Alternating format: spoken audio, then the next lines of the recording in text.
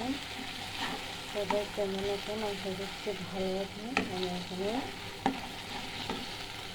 রসুন বাটা এবং পেঁয়াজ বাটা টমেটো ভালো করে লাল লাল করে ভেজে নিয়েছি। এখন বাদ বাকি মশলাগুলো দিয়ে দিব। প্রথমে দিব লবণ। লবণটা একটু কম করে দিব, পরে বেশি বেশি লবণ হয়ে যায়। তো আমি একটুকুই লবণ দিব, আর বেশি দিব না, লাগলে আর একটু পরে দিব। তো প্রথমে লবণগুলো দিয়ে ভালো করে মশলার সাথে ভাজা ভাজা করে নিয়েছি। তো এখন দিয়ে দিব হলুদ গুঁড়ো,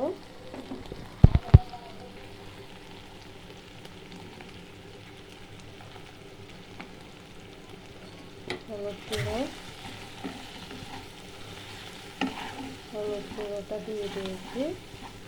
হলুদ গুঁড়ো ভালোভাবে ভেজে নিব।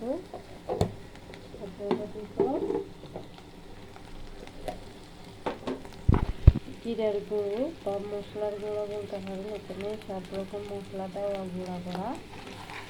তো আমি এটা ভালো করে ভাজা ভাজা করে নিব।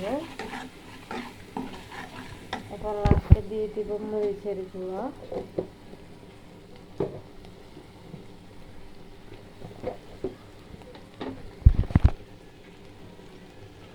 এখানে আমি 3 চামচ মরিচের গুঁড়া দেব, 2 চামচ। এখানে 3.5 চামচ মরিচের গুঁড়ো ব্যবহার করছি। আপনি সাদা আর বেশিও দিতে পারেন, আর চাইলে আরও কমও দিতে পারেন।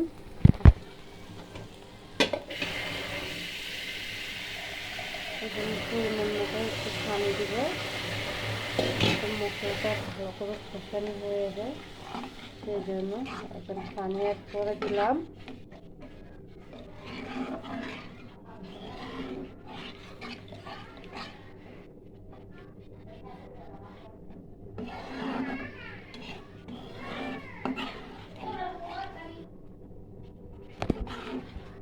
মশলাটা ভালো করে কষিয়ে নিব।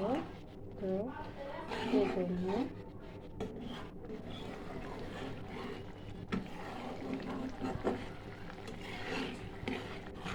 দেখুন মশলাটা ভালো করে কষিয়ে নিয়েছি, তেল ছেড়ে যাচ্ছে।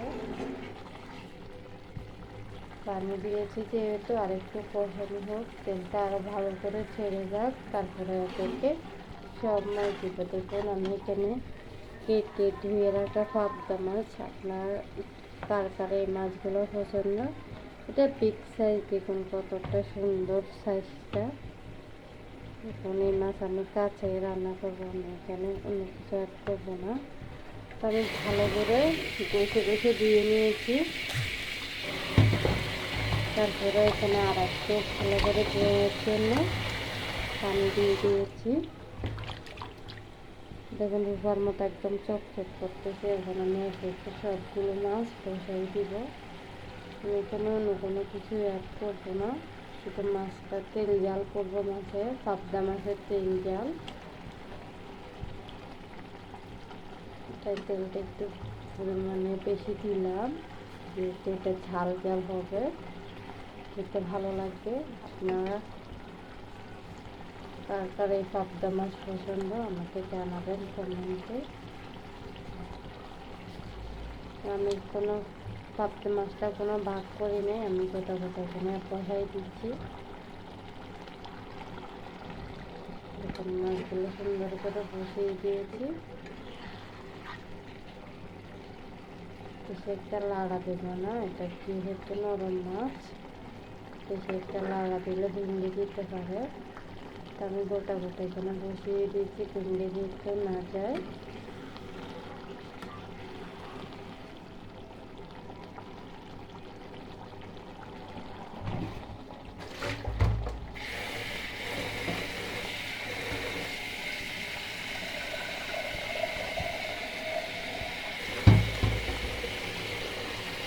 এখানে পরিমাণের মতো একটু পানি দেবো, যেহেতু কাঁচা মাছ রান্না করবো, যেহেতু একটু কমে যাবে।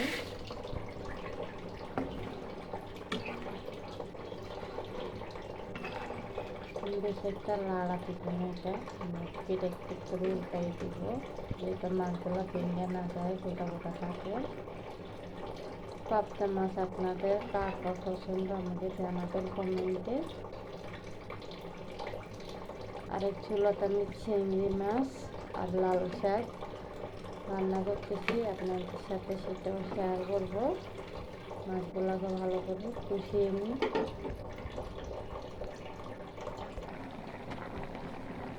এখানে লাল শাক রান্না করছি, চিংড়ি মাছগুলো এখানে সাইডে চিংড়ি মাছগুলো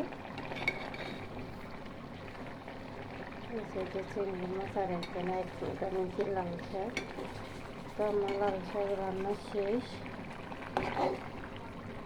কালারটা কিরকম আসছে আমাকে জানাবেন।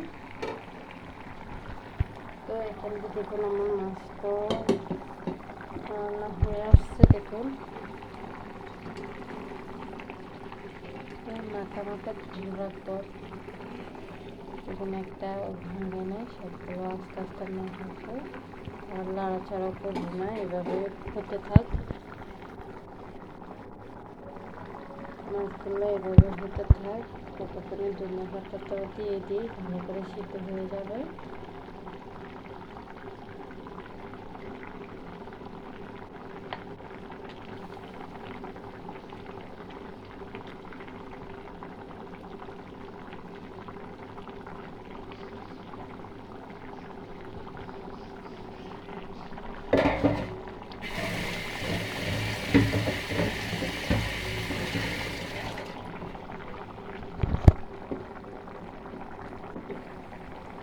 লাল শাক রান্না শেষ হয়ে গেছে।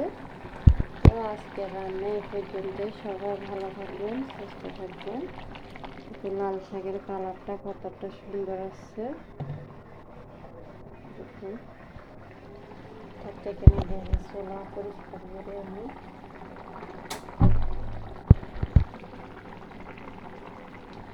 মাছটা নিয়ে এভাবে আর একটা লাড়া দিয়ে দেবো।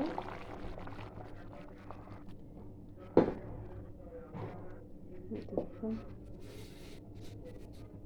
কালারটা কতটা জোস আসছে। এইভাবে আপনারা কে কে পাবদা মাছ রান্না করে খেয়েছেন আমাকে কমেন্টে জানাবেন। জল জল টাইপের। তো সবাই ভালো থাকবেন, সুস্থ থাকবেন। পাবদা মাছটা একটু জল জল রাখছি, কারণ আমার হাজব্যান্ড এই মাছ একটু জল জল টাইপের পছন্দ করে, মাখা মাখা পছন্দ করে, কিন্তু সবসময় মাখা মাখা করলে মজা লাগে না। সেজন্য মাঝে মধ্যে আমিও এরকম জল করে একটু রান্না করে দিই, কারণ এই মাছটা খেতে অনেক ভালো লাগে। দেখুন কালারটা কতটা জোস আসছে। তো সবাই ভালো থাকবেন, সুস্থ থাকবেন। আসসালামু আলাইকুম।